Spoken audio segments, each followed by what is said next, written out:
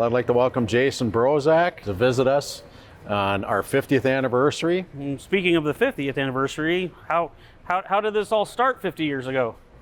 Well, my father started the business back in '72. At the time, the company actually dipped plastic parts, and it became such a tedious, difficult process because it required heat that he wanted to develop an air dry system.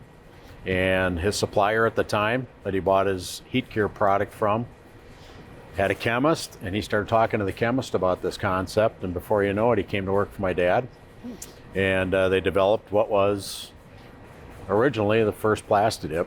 You know, he made his sales calls to Sears and Ace Hardware, and did it the old-fashioned way, knocking on doors, and got it going. And over the years, the cans changed a little bit, but the products essentially stayed the same.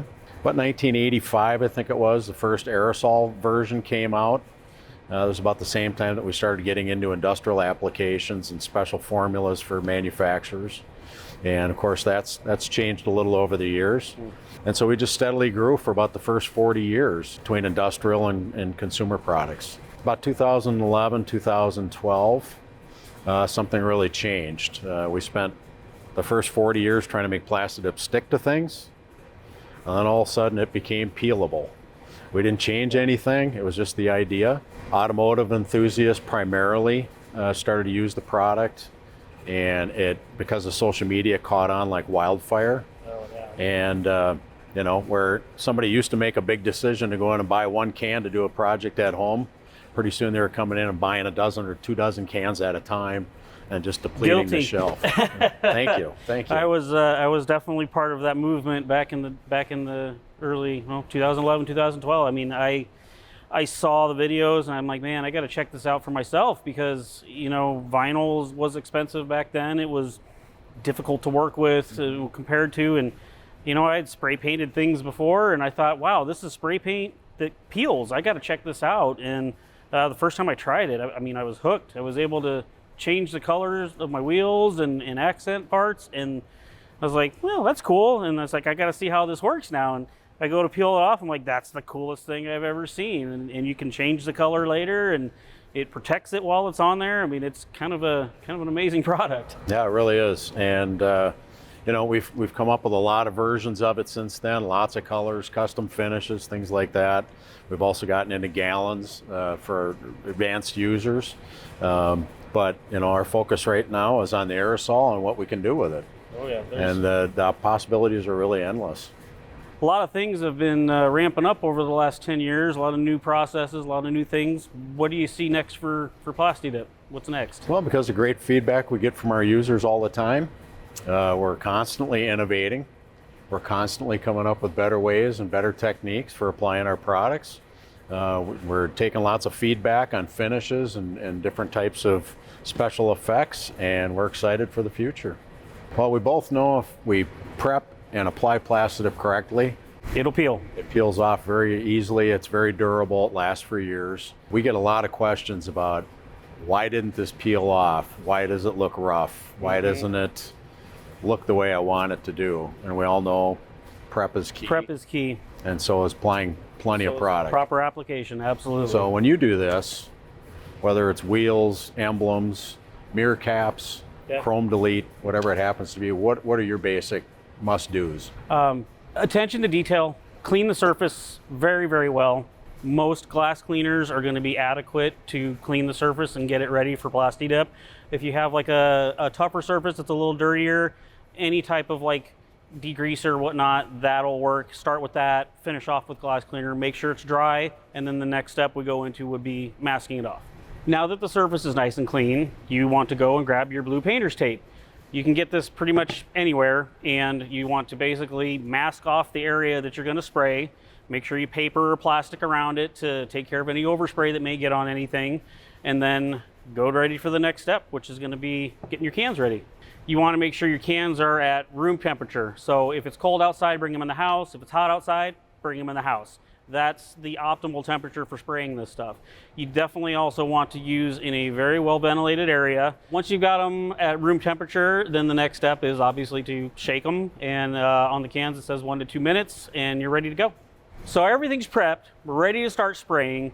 The first thing that you're going to want to do is do a test spray off to the side somewhere to see how your spray pattern is and how it's going to wet out. 6 to 10 inches away from whatever surface you're spraying is normal, but that can vary depending on, again, if it's hot out, if it's cooler out. That's why we do the test spray. Once you got your test spray figured out, we'll go in and you want to do a light tack coat. It's about 50% coverage. You'll actually be able to see through it a little bit still. Once that's dry, you roll into full wet coats, and the key is keeping that edge wet as you're spraying it. And then once those are dry, you're going to do about 5 coats for minimum to get your good coverage, your peelability, and your durability. All right, now we've done our last coat, and as soon as you get done with your last wet coat, you're going to want to start pulling the tape right away. And why do we want to pull the tape right away? Because it will help eliminate any bridging between the surface that you sprayed and your tape edge when you go to pull the tape. And why is that important? That is important because if it's bridged and it's already dry, then the tape's going to pull your dip off of the thing that you just sprayed. After your last coat and you pull all your tape off, you just got to let it finish drying and then you're ready to go.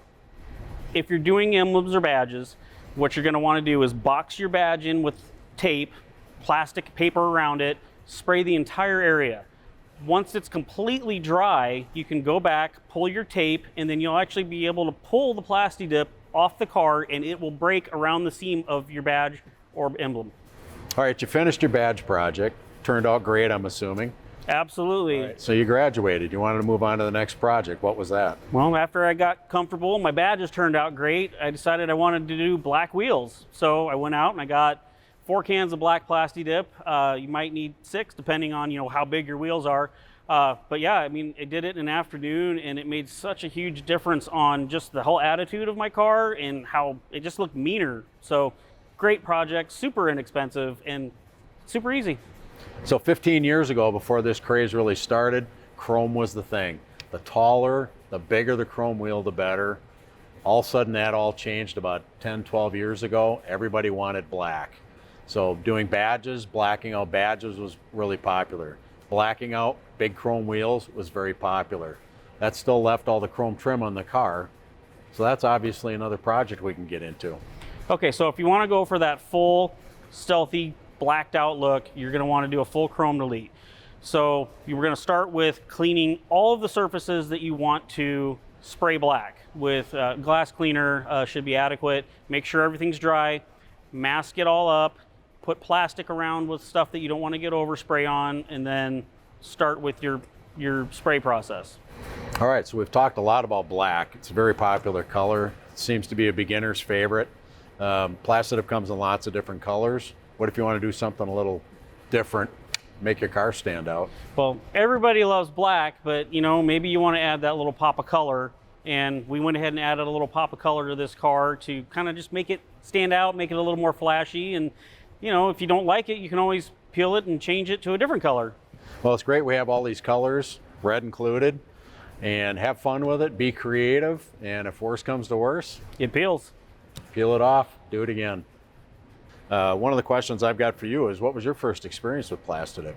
First thing I did was badges. Badges and emblems. I wanted to black them out on my old BMW, and I saw the craze on the internet, so it's super inexpensive. I went and bought 2 cans of Plasti Dip, a roll of tape, and went to town, sprayed my badges, followed the directions, and I mean, it looked great when I got done. And it's crazy how such a little minor thing can change the whole attitude of your car. Well, Jason, obviously you're a seasoned professional using our Plasti Dip product. A couple of things that we find that new users run into is lack of prep. If it's not prepped properly, Plasti Dip may not even stick to the surface. So it's really important that you get the prep done properly. The other thing is peelability and durability. We have to have a minimum of 5 heavy coats of Plasti Dip in order to ensure that we've got good durability for long-term use and also peelability. I would say probably the other thing that people run into is that they end up with texture in their finish rather than smooth, and that's technique that could be caused by high heat. a lot of air movement wherever you're doing your application, or just holding the can too far away. So those are things you just have to practice, and if worse comes to worse, peel it off and do it again.